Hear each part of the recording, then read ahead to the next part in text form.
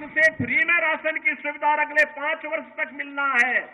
और दूसरी तरफ 1947 में भारत से अलग हुआ पाकिस्तान भीख का कटोरा लेकर के दुनिया के अंदर भीख मांगता हुआ दिखाई दे रहा है।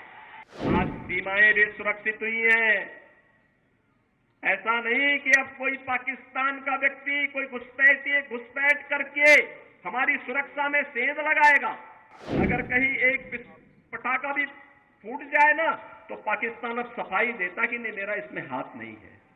बहनों और भाइयों, जो विकास है आज आप देख रहे होंगे, 4 लेन और 6 लेन की एक्सप्रेसवे, मेडिकल कॉलेजेस का संचालन, इंजीनियरिंग कॉलेज, यहां पर सिंचाई की सुविधा, हर घर नल की योजनाएं, ये सब हो ही रही है। लेकिन सबसे बड़ी बात ये, पूछिए इन लोगों से जो लोग इस देश के विभाजन के जिम्मेदार हैं। कांग्रेस से प्रश्न पूछा जाना चाहिए, आखिर हमारा हिंदुस्तान 1947 में आजाद हुआ, लेकिन कांग्रेस की सत्ता लिप्सा ने आजादी के एक दिन पहले देश का दुर्भाग्यपूर्ण विभाजन भी करवाया। और बहनों और भाइयों, स्वतंत्र भारत में हमने हमेशा अपना एक धर्म माना, और वह धर्म माना राष्ट्र धर्म।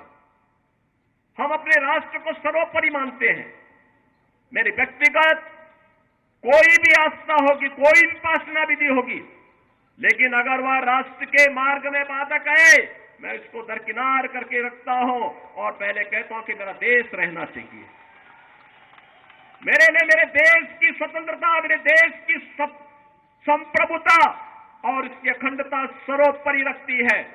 और इसीलिए आज न केवल भारत एक ग्लोबल पावर के रूप में आगे बढ़ रहा है, अभी तो बहनों और भाइयों आप देख रहे होंगे, अन्य दिनों में तो आप छोड़िए, भारत सरकार के साइंस एंड टेक्नोलॉजी के मंत्री भी डॉक्टर जितेंद्र सिंह जी हैं, प्रधानमंत्री कार्यालय के मंत्री भी डॉक्टर जितेंद्र सिंह जी हैं।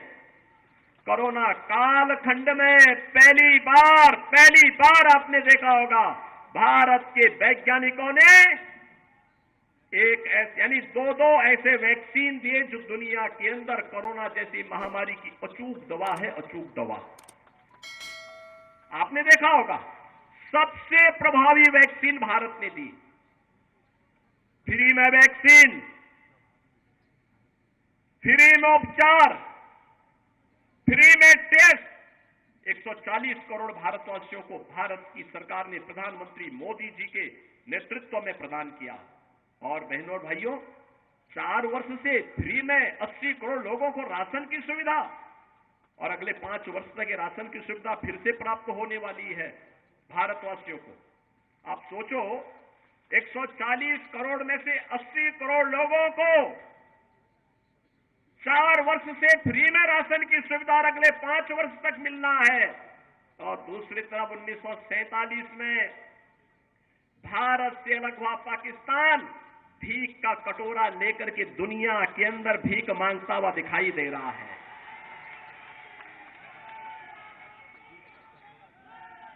आज आप देख रहे होंगे बदलते हुए भारत को। ये जो नया भारत है, बहनों और भाइयों, इस नए भारत को आज आप देख रहे होंगे, एक भारत श्रेष्ठ भारत। इस भारत में भारत के 140 करोड़ लोगों का सम्मान भी है।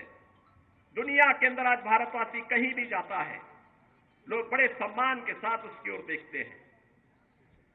आज भारतवासी दुनिया के अंदर सम्मान प्राप्त कर रहा है। आज सीमाएं भी सुरक्षित हुई हैं।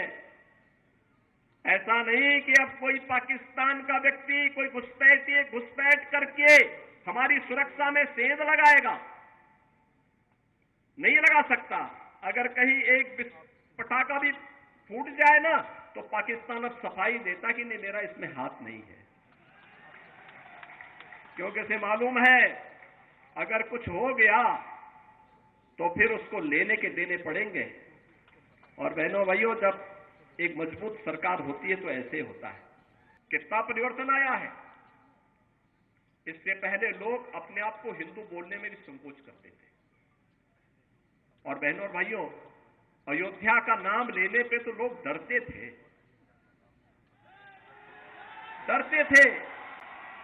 मुझे याद है जब मैं 2017 में उत्तर प्रदेश का मुख्यमंत्री बना तो मैं अयोध्या चला गया।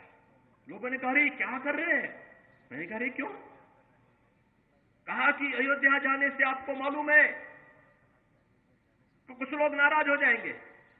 मैंने कहा, कुछ लोग नाराज हो जाएंगे तो क्या मैं अपनी आस्था के साथ और जन आस्था के साथ खिलवाड़ कर दूं क्या?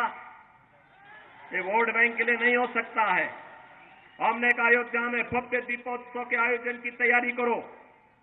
और बहनों और भाइयों, अच्छी सरकार बनती है तो 500 वर्षों का इंतजार भी समाप्त हो जाता है।